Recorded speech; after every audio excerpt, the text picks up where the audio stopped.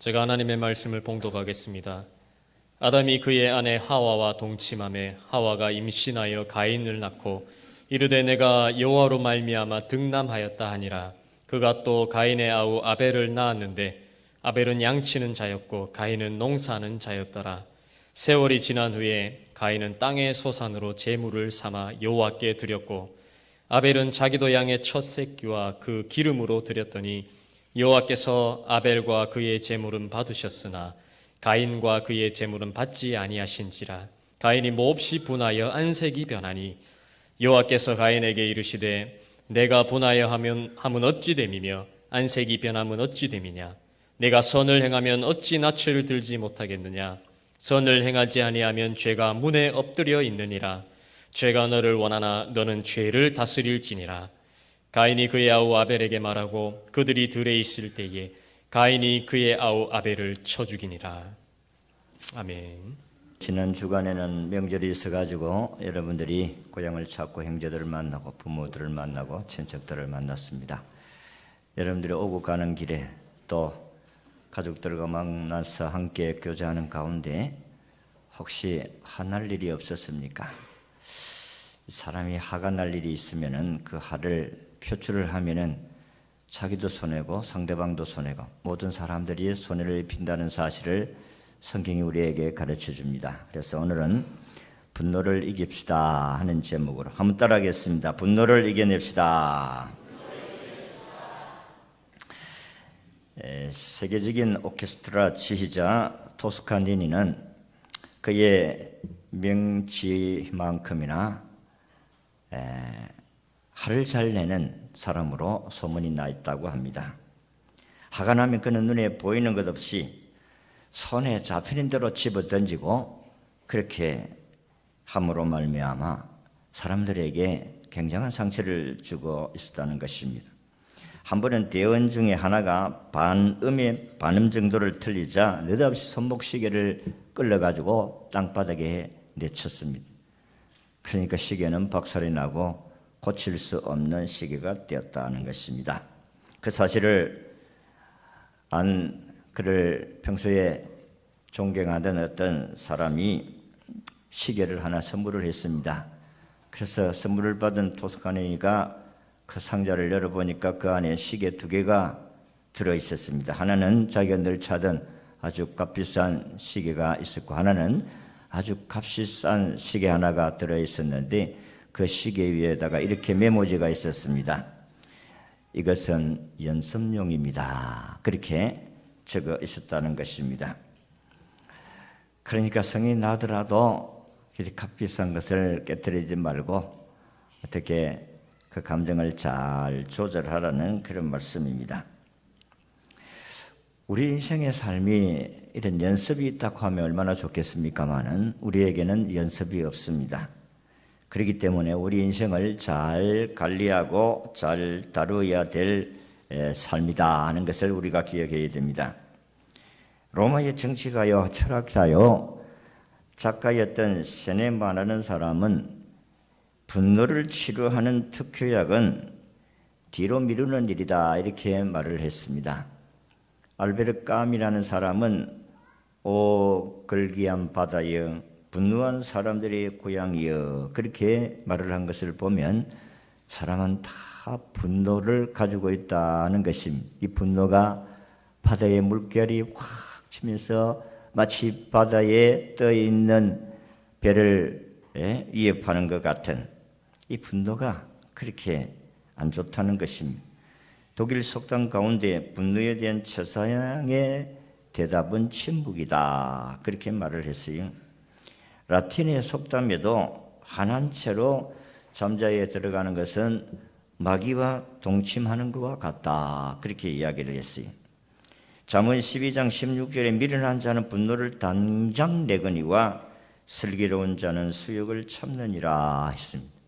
이런 것을 우리가 종합해 볼 때에 분노가 사람에게 유익이 없다는 것을 우리에게 말씀하시는 것입니다. 구약 성경만 하더라도 하나님의 진노가 나오고 그게 사람의 분노도 나옵니다. 하나님의 분도 있고 사람의 분도 있습니다. 그런데 그런 내용들이 그런 단어가 600번이나 나온다는 것입니다. 그러니까 참 땅에 살아가는 타락한 인간의 삶에는 항상 우리가 잘못함으로 말미암아 분노가 일어나게 되어져 있습니다. 와 화가 일어납니까? 왜 화가 일어나겠어요? 내 마음에 안 드니까 화가 일어나는 것이죠. 내 마음대로 다 할 것 같으면 무슨 화가 생기지겠어요? 내 마음대로 되지 아니하고 내 뜻대로 되지 아니하고 나에게 만족이 없으니까 화가 난다는 것입니다. 그래서 우리 분노 가운데 구약 성경에 제일 먼저 나타나는 것이 가인의 분노다. 아담의 아들 맏아들 가인의 분노에 대해서 오늘 우리가 읽은 말씀에 기록이 되어져 있습니다. 가인은 최초의 가정에서 최초로 태어나서 동생을 최초로 죽인 살인자가 가인이라는 것입니다. 분노의 감정은 복수심으로 번지는데 가인이 자기 동생을 죽일 정도로 마음의 분노가 일어났다는 것입니다. 자, 우리 생활 가운데 화가 없는 사람은 한 사람도 없습니다. 그러면 가인이 왜 화를 냈는가? 왜 분노했는가? 그리고 어떤 과정으로 자기의 분노를 표출하게 되었는가?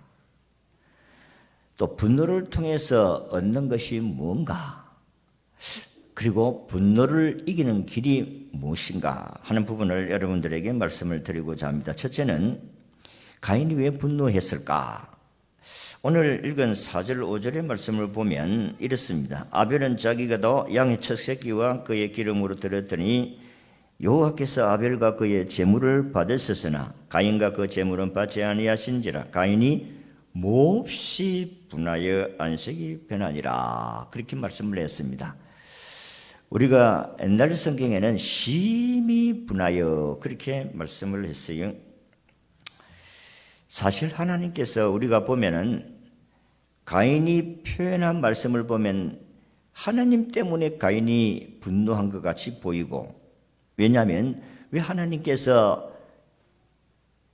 편애하느냐, 이게 왜 동생은 더 사랑하고 나는 사랑하지 않느냐 하는 것으로 보입니다. 그리고 가인은 농사를 지어서 농사 짓는 사람이고 동생 아벨은 축산을 하는 사람입니다. 그래서 가인은 농사를 지어서 하나님께 제물을 드렸고 아벨은 축산물, 짐승을 잡아서 드렸습니다. 그래서 하나님은 곡식은 안 좋아하고 고기만 좋아하구나, 이런 생각도 우리가 성경을 보면 이 하나님은 곡식은 별로 안 좋아하는구나. 그리고 또 아벨 저놈 때문에 내가 인정을 받지 못한다, 이런 부분들을 우리가 생각할 수가 있습니다. 가인이 성을 낸 이유가 하나님 때문도 아닙니다. 그리고 고기를 바쳤기 때문도 아닙니다. 아벨 때문도 아니고 결국 문제는 가인 자신에게 있다는 사실을 우리가 알 수가 있습니다. 왜냐하면 하나님께서 오늘 예배 드리는 것으로 인해서 가인이 화가 생겨졌는데, 가인이 하나님께 예배 드리고 아벨도 하나님께 예배 드렸는데 하나님께서 가인의 예배를 연락하지 않는 이유가 가인 자신에게 있었다. 성경은 이렇게 이야기합니다. 아벨과 그 제물은 받으시고 가인과 그 제물은 받지 아니하였더라고 했습니다. 하나님은 제물을 드리는 그 사람의 중심을 보았다 하는 것입니다.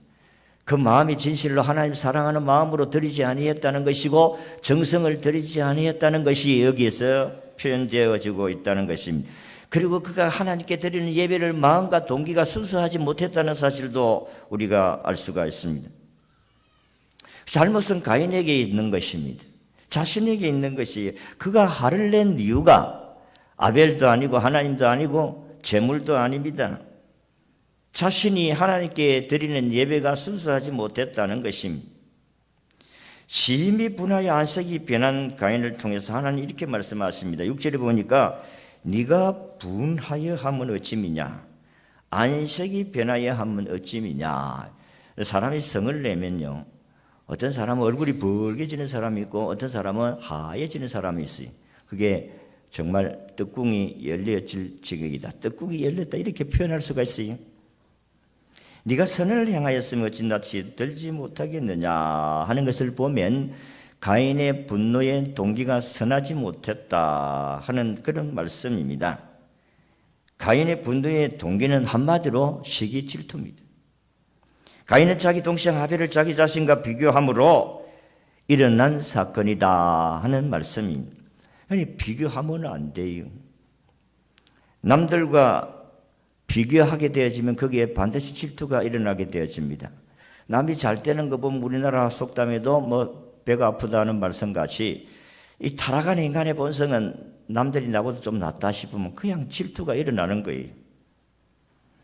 요한일서 3장 12절의 말씀을 보면 가인과 같이 하지 말라. 저는 악에 속하여 그 아우를 죽였으니 어찌 영고로 죽였느냐. 자기 행위는 악하고 그 아우의 행위는 의로움이니라고 말씀을 했어요. 이 질투라는 것은 우리의 생활 가운데서 항상 비교의식 때문에 생겨지게 되어집니다. 그러니까 마음이 비틀리는 것이 만족이 없는 것입니다. 히브리서 11장 4절에 보면 믿음으로 아벨은 가인보다 더 나은 자세를 하나님께 드림으로 의로운 자라는 증거를 얻으시니 하나님이 그 예물에 대하여 증거하심이라. 그가 죽었으나 그 믿음으로 오히려 말하느니라. 그렇게 말씀을 했습니다. 오늘날 가인의 후예들이 안 많습니까? 자기는 죄의 소원을 쫓아 악을 행하면서도 주변에 선을 행하는 사람들을 보면 그 꼴을 못 봐요. 자기는 악한데 자기는 그렇게 하지를 못한 다른 사람이 하면 거기 질투가 일어난다. 그래서 화가 나는 거예요. 화는 자기 중심입니다. 여러분은 어떻습니까? 나는 그렇게 열심히 하지 못하는데 내보다 다른 사람이 더 열심히 하게 되어지면 그냥 말이 이상하게 나옵니다. 어떻게 나옵니까? 아니 언제부터 네가 뭐 그렇게 언제부터 네가 그리 열심히 했느냐? 그렇게 분노를 터뜨림으로 말미암아 사람들에게 상처를 주는 것입니다. 여러분 가족들도 함께 모여서 서로 이렇게 있을 때에 어떤 사람은 좀 잘 사는 형제도 있을 있고 못 사는 형제도 있을 수 있고 또 옷을 좀 잘 입고 오는 사람 못 입고 오는 사람 이렇게 서로 비교 의식을 하다가 보면 사람의 마음에 분노가 일어나. 그게 질투라는 겁니다. 질투라는 것은 자기보다 나은 처지에 있는 사람들을 미워하는 마음이 질투입니다. 그래서 이 질투가 우리에게 오면 성경에도 보면 사울이 다윗을 질투할 때에 일어나는 그 모습은 참으로 가관이지 않습니까? 다윗을 죽이기 위해서 질투가 일어나니까 다윗이 죽인 자는 만만이요 사울이 죽인 자는 천천이다. 이렇게 되어지니까 왕이지만은 일개의 실화에 불과한 다윗을 그렇게 못살게 해비고 죽이려고 하고 그렇게 하잖아요.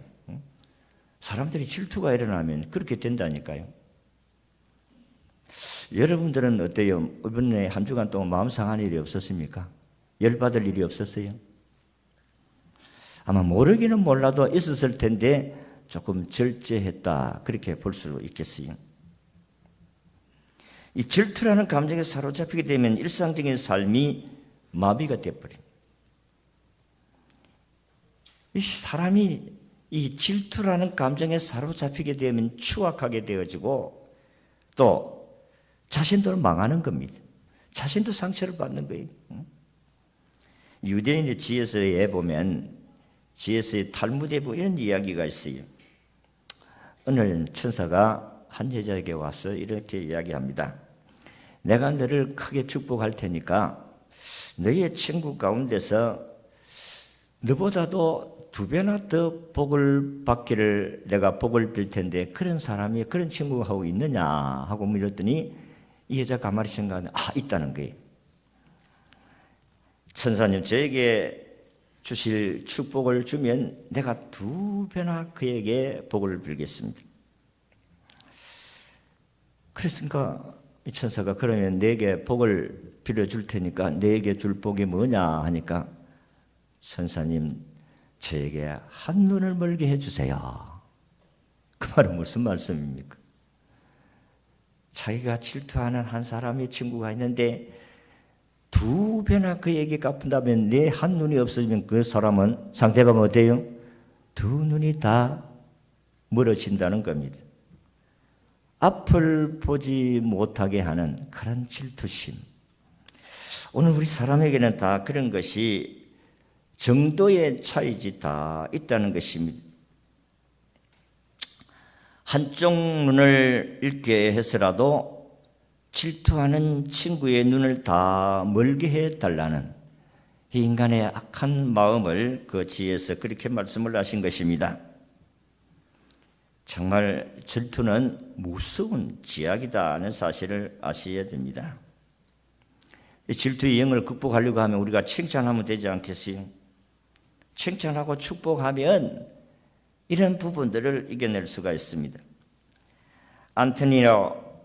안토니오 살리에르라는 친구가 있었는데 이 친구는 자기 친구 모차르트를 아주 질투하다가 자신이 파괴되어집니다. 자기가 망합니다. 그런데 모차르트는 이런 질투의 유혹에서 이겨낼 수가 있었습니다. 그 이유는 모차르트는 어느 날 탁월한 한 후배다가 나타났습니다. 그분이 베토벤입니다. 그러니까 모차르트는 후배인 베토벤을 위해서 적극적으로 칭찬을 해주는데, 베토벤 당신은 세계사에서 남을 수 있는 훌륭한 음악사로서 남을 인물이야. 그렇게 하면서 칭찬을 해주었다는 것입니다. 이 질투를 이겨낼 수 있었던 유일한 길은 자기 후배를 칭찬해 줌으로 말미암아 그 마음에 일어나는 질투를 극복할 수가 있었다는 것입니다. 우리 사람들은요, 이 아담과 하와가 우리에게 물려준 죄성 때문에 옛 인간의 모습은 이 분노, 이 화를 터뜨리려고 하는 이런 못된 마음이 우리 마음속에 존재하고 있다는 것입니다. 그래서 화를 잘 내는 사람은 그 신앙적으로 아주까지 어린 나이다 하는 것을 아셔야 됩니다. 여러분이 잘 아시다시피 고린도서 3장에 보면 어린아이가 어떤 자가 어린아이다는 것을 거기에 표현하고 있잖아요. 시기 질투 많은 사람들은 어린아이 신앙이다. 걷어가면 성단, 걷어가면 분을 내고, 이건 하나님이 원하시는 신앙인이, 성숙한 신앙인이 아니다 하는 것입니다. 가인이 왜 성을 냈습니까? 자기로 인해서 자기가 선하지 못한 것 때문에 화를 내게 되어진 것입니다. 우리 대부분 화도 마찬가지입니다. 나는 성실하게 살지를 못하는데 다른 사람이 성실하게 살아서 잘 되게 되어지면 그것 가지고 막 배가 아파가지고 막 헤비고 뭐시 허물이 뭐 어떠니 저떠니 그렇게 이야기할 수 있다는 것입니다. 우리 자신을 가만히 살펴보세요. 뭐 때문에 화를 냈는가? 내가 왜 화를 냈는가? 내에게 만족하지 못하고 내 뜻대로 되지 아니고 내 생각대로 되지 못한 것 때문에 화가 나지 않았는가? 두 번째, 가인이 화가 나니까 그 화의 표출 과정을 이렇게 소개하고 있습니다. 가인이 하나님께서 자기 제사를 받지 않은 것 때문에 심히 분하여, 오늘 우리 읽은 말씀은 몹시 분하여 안색이 변했다. 그렇게 말씀을 했어요. 우리의 마음속에 감정이 솟구쳐 올라오면 체내에서는 급속히 생리적인 이 모습이 변화가 일어납니다. 하버드 의대의 월터 캐넌이라는 박사님이 시민성 신체 증상이라는 것을 연구를 해서 발표했습니다. 이 시민성 신체 증상이라는 것은 시민성 마음이 원인이 되어서 육체로 나타나는 병의 증상이라는 것입니다. 여러분 가만히 보세요. 여러분들 가운데서 이 월터 캐널이라는 박사가 연구한 이 연구 발표에서 내가 지금 이런 일이 없느냐? 머리가 아파서 뇌파 검사를 했는데 사진을 찍어도 아무 이상이 없어. 그래 머리는 아파. 이상이 없는데 머리는 아프다는 것입니다. 그 소화가 잘 안 돼. 그래서 위례 사진을 찍어봐도 이상은 없어. 잠이 오지를 않아 해가지고 또 진찰을 해봐도 이상이 없어. 건망증이 심해지는데 이상하다. 왜 그러느냐? 이상이 없어요. 건망증은 병이 아닙니다. 그런데 여러분이 꼭 기억해야 될 것은 병명이 없는데 늘 아프다고 하는 사람, 이런 사람은 시민성 신체 증상을 앓고 있다고 생각하면 됩니다. 자, 이런 부분들이 어디에서 오느냐? 캐넌 박사는 분노의 과정을 연구하면서 분노의 감정이 얼굴 표정까지 변화시키는 과정에는 이런 변화가 일어난다는 것입니다. 그래서 여러분들이 마음속에 분노를 간직하고 있는 사람들은 여러분들에게 이런 증상이 일어날 수가 있다는 것입니다. 아무런 병명이 없는데도 머리는 아프고 몸은 쑤시고, 여러분의 마음속에 화로 인하여서 그거를 저축해 놓고 있는 일이 없느냐는 것입니다. 여러분들 화가 나게 되어지면 유리의 혈액이 이렇게 공격하는 모습으로 몰려옵니까? 어떤 사람은 얼굴이 하얗게 되어지고 어떤 사람은 얼굴이 붉게 달아오르는 그런 사람이 되어진다는 것입니다. 눈동자도 동공이 확대가 되어서 문자 그대로 안색이 변하게 된다고 했습니다. 화가 났는지 안 났는지 목을 만져보면 안다는 것입니다. 우리도 화가 난다는 것은 사람이 옆에서 보면 다 알잖아요.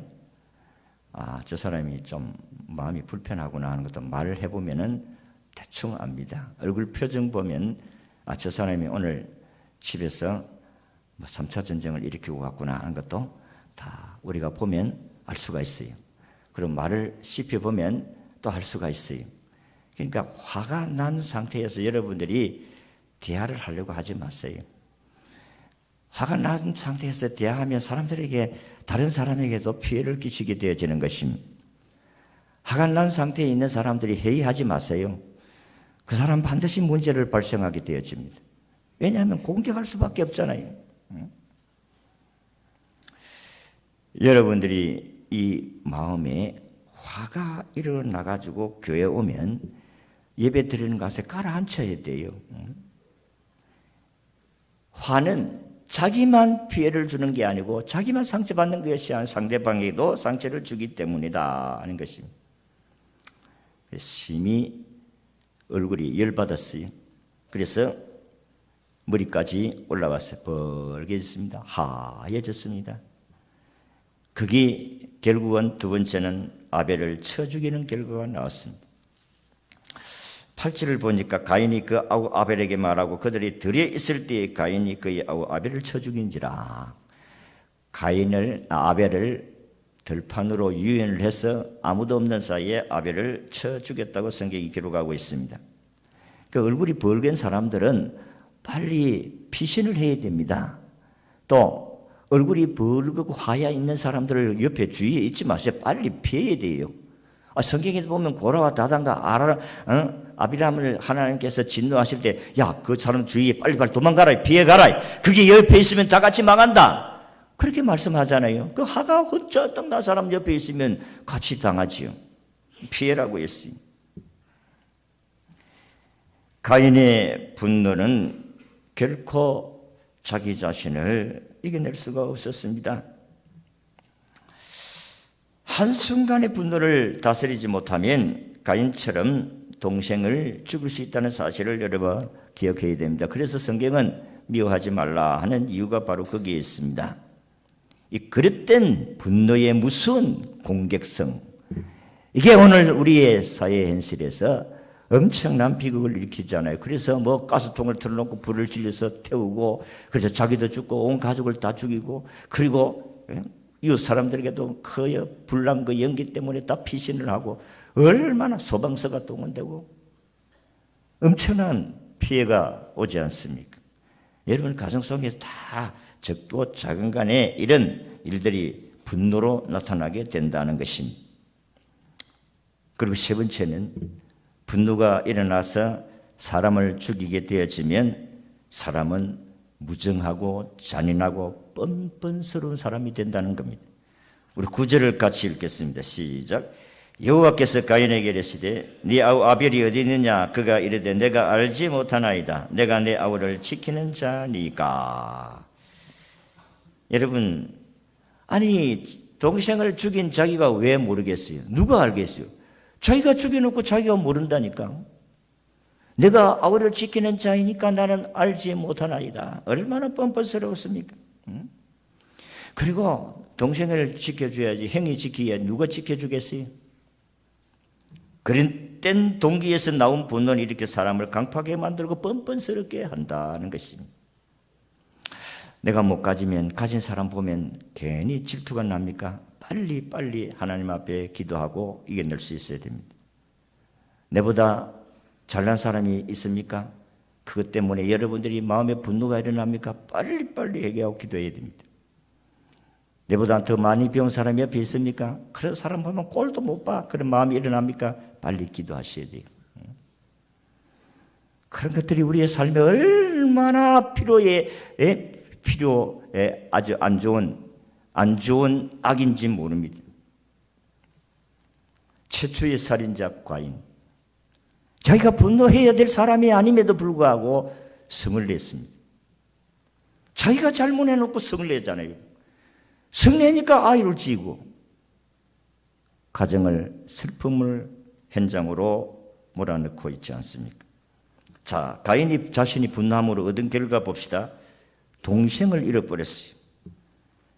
부부싸움의 동기로 홧김에 뛰어나가지고 막 차를 몰고 나가려고 하다가 주차장에 서 있는 그 차를 몰고 가는 순간 아이가 아파하면 뛰어노는데 뒷바꾸를 하다가 아이를 죽이고 평생 속으로 자기가 아이를 죽인 것 때문에 그렇게 가슴 아파하면서 평생 봉사하며 재청가 가운데 살아가는 그런 사람의 이야기를 한번 읽은 적이 있어요. 가족을 잃은 것은 말할 수 없는 성격을 알아주지 않습니까? 말할 수 없는 슬픔과 고통을 안겨주는 것이 인간의 분노입니다. 그래서 분노는요, 확 일어날 때 3초만 딱 견디내면 극복할 수가 있어요. 3초입니다. 화가 일어날 때 3초만 생각을 바꾸라는 거예요. 가정이나 교회나 뭐 나라나. 그래서 이 분노라는 것은 개인적인 분노도 있지만 집단적인 분노도 있잖아요. 그래서 뭐 회사에서 막 회사를 근로자들이 데모를 하고 집단적인 분노. 백성들이 나라 정부를 향하여서 막 비판하는 것도 집단적인 분노인 것입니다. 그런데 그 분노가 진실로 우리 자신이 참으로 분노해야 될 일인가? 물론 어분도 있어요. 그러나 성경은 우리에게 분을 내는 것을 하나님께서 원하시는 것이 아니다는 것입니다. 그리고 가인은 동생을 잃을 뿐만 아니라 최초의 살인자가 되어지고 그리고 하나님으로부터 행벌을 받습니다. 11절에서 12절을 보면 땅에서 열매를 얻지 못하고 너는 땅을 유리하며 사는 사람이 될 것이다. 행벌이 너무 중하여 견딜 수가 없나이다라고 고백했던 가인입니다. 분노는 반드시 값을 치릅니다. 지금까지 싸우는 것 때문에 하모성을 팍 내버리면 그때부터 지금까지 싸우는 분노로 인하여서 인간을 사람 취급하지 않습니까? 아, 저 인간 별 수 없구나. 한 번 각일이 되면 그 끝나는 거예요. 이 쏟아진 물은 다시 담을 수가 없잖아요. 여러분들이 한 번 성을 내므로 말미암아 그게 다 숲으로 돌아간다. 아이고, 목사가 돼도 별 수 없구나. 아이고, 끝나는 거예요, 그러면.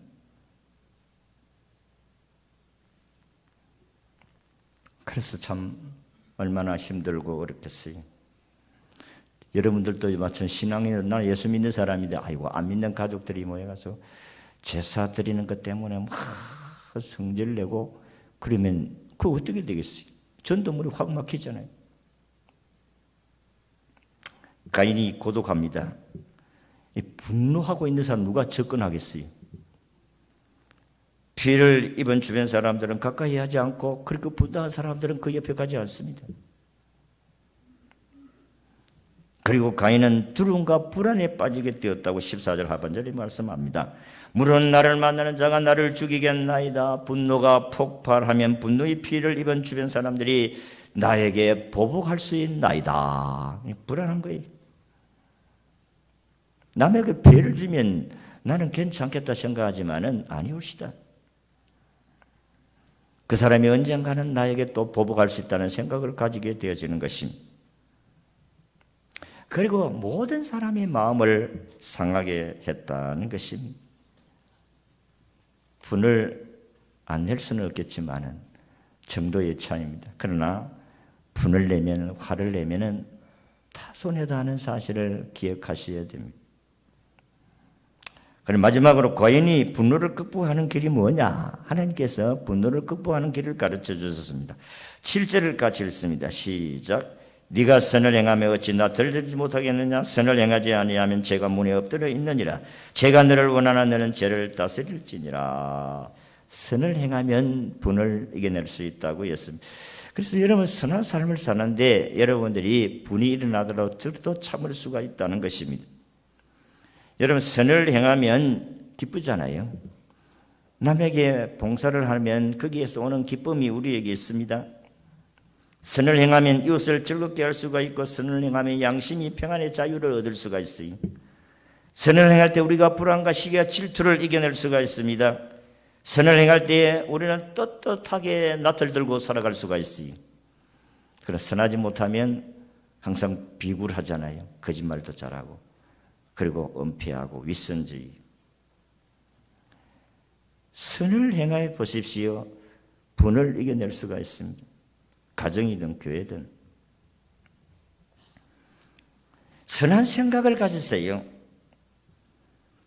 그래서 성경은 선으로 악을 이기라고 바울이 로마 교회 성도들을 향해서 말씀하셨습니다. 힘들더라도 의심하지 말고 주의 말씀을 붙들고 나가면 우리에게 죽는 것 같아도 사는 길이 열려지게 되는 줄로 믿으시기를 바랍니다. 그래서 갈라디아 6장 8절에도 선을 행하다가 낙심하지 아니하면 때가 이르면 거두리라.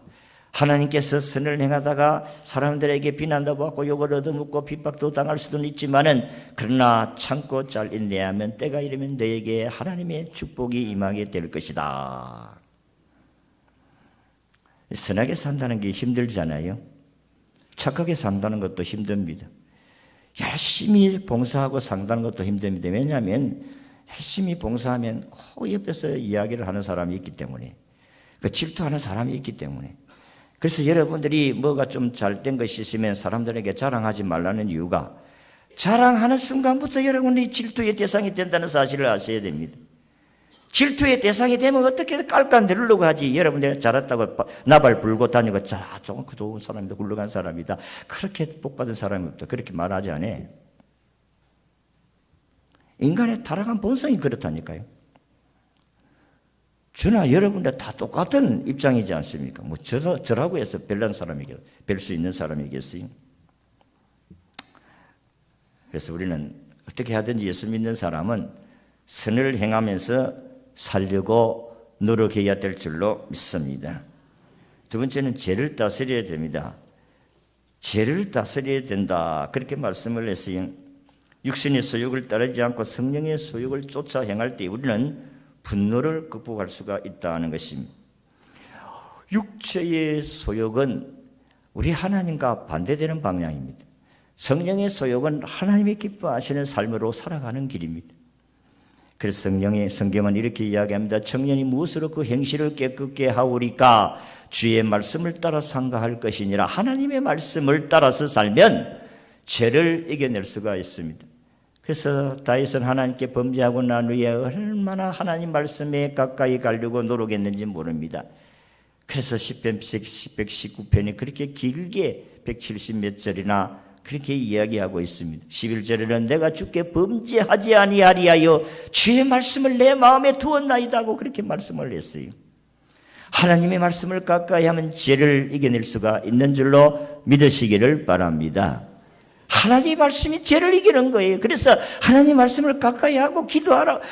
여러분들이 말씀을 많이 읽으라고 하고 마음의 암송을 하라고 하는 이유가 거기에 있지 않습니까? 하나님 말씀이 죄를 이기는 거예요. 사탄을 이기는 거예요. 하나님 말씀이 없는 사람들은 자기 속에 오는 대로 하기 때문에 죄를 짓는 겁니다. 분노하는 것, 성을 짜줘내는 것, 죄입니다. 이걸 죄라고 생각하지 않아요. 그 다음에 회개하면 우리는 분노를 이겨낼 수가 있습니다. 하나님께서 기회를 주실 때 늦추지 말고 변명하지 말고 자기 합리화시키지 말고 핑계하지 말고 회개해야 됩니다. 6절에 보니까 네가 분하여 함은 어찌미뇨. 이렇게 물으신 것은 가인의 분노가 부당하다는 사실을 지적하는 거예요. 네가 왜 성내느냐? 성낼 이유도 하나도 없는데 왜 네가 성을 내? 네가 하나님 앞에 잘못해서 회개해야지. 아이고 내가 잘못드렸구나. 내가 정심으로 정말로 마음을 다해서 정말 준비해 정성껏 드리지 못했구나. 그렇게 생각해야지. 네가 왜 성을 내? 응? 오늘도 우리가 다 보면 자기가 잘못했고 오히려 성을 내잖아요. 응? 남편 지가 바람 피우고 들어가가지고 오히려 큰 소리 뻥뻥 치고 부인을 갖다가 야단치고 구타하고 그런 일들이 얼마나 많습니까? 요즘은 그렇지 못하고 그렇다가 막 부인한테 얻어 터지는 사람들이 많은데 요즘은 그렇지를 못해 죄를 짓고 와가지고 오히려 더 큰 소리 뻥뻥 치는 경우가 허다하게 있다는 것입니다.